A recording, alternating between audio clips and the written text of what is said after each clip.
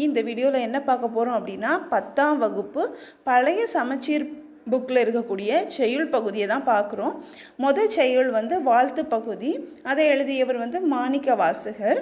பாடல் எப்படி அமைந்திருக்கு அப்படின்னு பார்த்தோன்னா, மெய்தான் அரும்பி விதிர் விதிர்த்து உன்விரை யாழ்கலர்கென் கைதான் தலை வைத்து கண்ணீர் ததும்பி வெதும்பி உள்ளம் பொய்தான் தவிர்ந்துன்னை போற்றி சயசெய போற்றி என்னும் கைதான் நெகிழ விடேன் உடையாய் என்னை கண்டுகொள்ளை அப்படின்னு மாணிக்க வாசகர் பாடல் அமைஞ்சிருக்கு.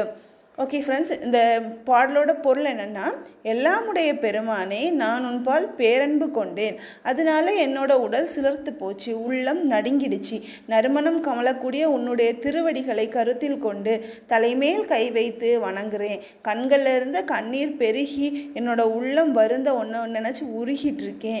பொய்ப்பொருளை விலக்கி மெய்ப்பொருளாகி ஒன்னையே நினச்சி துதிச்சிட்டு இருக்கேன். வெல்க வெல்கன்னு சொல்லி உன்னோட அரும்பெரும் செயல்கள் எல்லாம் போற்றி புகழ்ந்துட்டு இருக்கேன். இத்தகைய ஒழுக்கத்தை நான் என்னைக்குமே கைவிட மாட்டேன். அதனால உன்னுடைய அடியவர்கள் ஒருவனாக என்னையும் ஏற்று அருள் புரிவாயாக அப்படின்னு சொல்லிட்டு மாணிக்க வாசகர் பாடுற மாதிரி இந்த பாடலோட பொருள் அமைந்திருக்கு. மாணிக்க வாசகர் பற்றி ஆசிரியர் குறிப்பை பார்த்துருவோம் ஃப்ரெண்ட்ஸ். அதாவது இவர் சைவ சமய குறவர் 4 உண்டு. அப்பர், சுந்தரர், சம்பந்தர், அவங்க 3 பேர் கூட மாணிக்க வாசகர், இவங்க 4 பேருமே சைவ சமய குறவர் ஃப்ரெண்ட்ஸ்.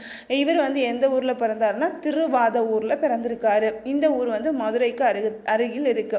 மாணிக்க வாசகர் அரிமர்த்தன பாண்டியன் கிட்ட தலைமை அமைச்சராக பணியாற்றிட்டு இருந்தாரு. பாண்டியனுக்காக குதிரை வாங்குறதுக்கு போன இடத்துல திருப்பெருந்துறையில் இருக்கக்கூடிய இறைவனின் அருளால் ஆட்கொள்ள பெற்றார். அதுக்கு பிறகு இவர் அந்த இறைவனை நினச்சி அழுது அவரோட அடி அடைந்ததுனால இவரை அழுது அடி அடைந்த அன்பர் அப்படிங்கிற வார்த்தையால் சொல்லுவாங்க. இவர் எழுதிய பிற நூல்னு பார்த்தோன்னா, திருவாசகம் தவிர்த்து திருக்கோவை அப்படிங்கிற நூலை இவர் எழுதியிருக்காரு. இவர் எழுப்பியதாக சொல்லப்படக்கூடிய கோவில் புதுக்கோட்டை மாவட்டத்தில் திருப்பெருந்துறை அப்படிங்கிற இடத்துல ஆவுடையார் கோயில் அப்படிங்கிற பேரில் அந்த கோவில் அமைஞ்சிருக்கு. இவரோட காலம் 9ஆம் நூற்றாண்டு. இந்த நூலை பற்றின நூற்குறிப்பு பார்த்துட்டோம் அப்படின்னா, இது சைவ திருமுறைகளில் 12 இருக்குது சைவ திருமுறைகள். அதில் 8ஆம் திருமுறையாக வைக்கப்படக்கூடியது திருவாசகமும் இவர் எழுதிய திருக்கோவையும். திருவாசகத்தில் மொத்தமாக இருக்கக்கூடிய பாடல் 658 பாடல்.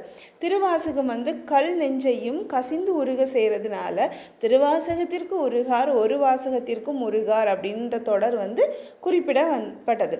திருவாசகத்தை சிறப்பை உணர்ந்த ஜியு போப் அதை ஆங்கிலத்தில் மொழிபெயர்த்திருக்காரு. திருவாசகத்தை திருவாசகத்தில் உள்ள திருச்சதகத்தில் இருக்கக்கூடிய முதல் பாடல் தான் நமக்கு இங்கே வாழ்த்து பாடலாக கொடுத்துருக்காங்க. திருங்கிறது அடைமொழியை சொல்கிறாங்க. சதகம் அப்படின்னா 100 பாடல்களை கொண்ட ஒரு தொகுப்பு. அதனால இதை சதகம் அப்படின்னு சொல்கிறாங்க ஃப்ரெண்ட்ஸ். அப்புறமா இந்த நூலில் இருக்கக்கூடிய சொற்பொருள் பார்த்தோம் அப்படின்னா, மெய் அப்படிங்கிறது உடலை குறிக்கிறது. விதிர்த்து அப்படின்னா உடல் சிலிர்த்து. விரை என்பது மனதை குறிக்கிறது. நெகிழ தளர்ந்து போக, தளர. ததும்பி பெருகி.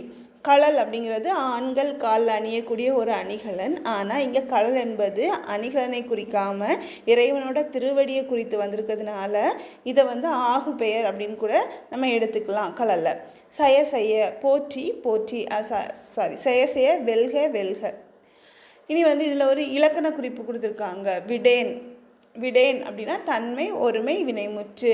பகுபத உறுப்பிலக்கணம் போற்று ப்ளஸ் ஈன்னு அதை பிரிக்கலாம். போற்றுங்கிறது பகுதி, ஈ வந்துச்சுன்னா அது வினை எச்ச விகுதி. Okay friends.